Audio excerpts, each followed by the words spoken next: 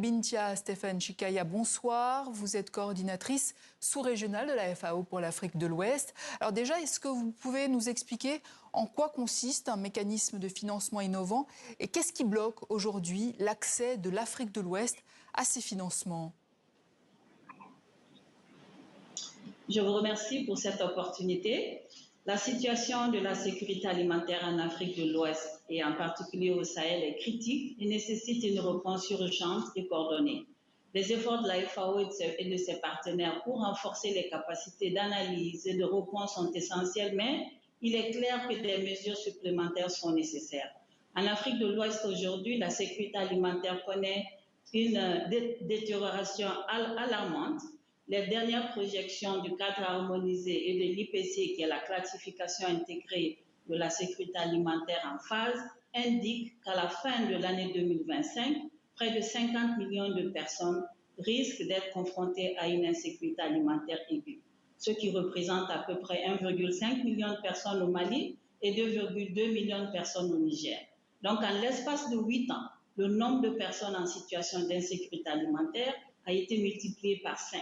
Avec une concentration particulièrement forte dans le Sahel central et le bassin du lac Tchad.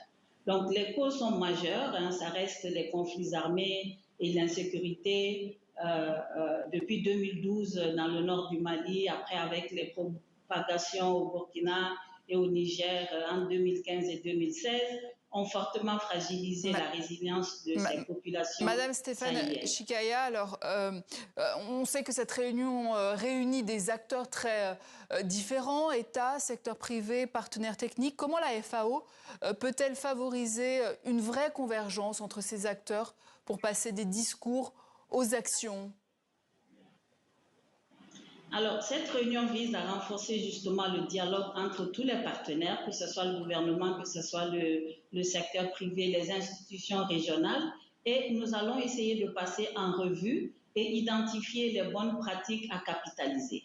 Nous allons également partager les expériences, puisqu'il y a de bonnes expériences autour des 4 améliorations, qui est le cadre stratégique de la FAO, qui comporte la production, la nutrition, l'environnement et une meilleure condition de vie. Et cela donnera donc l'identification des opportunités endogènes pour aussi autofinancer l'adaptation climatique. Donc ce thème s'inscrit vraiment dans une dynamique d'innovation et de résilience face aux défis climatiques, économiques et sécuritaires majeurs qui pèsent surtout sur la sécurité alimentaire. Merci Bintia Stéphane Chikaya. Je rappelle que vous êtes coordinatrice sous-régionale de la FAO pour l'Afrique de l'Ouest.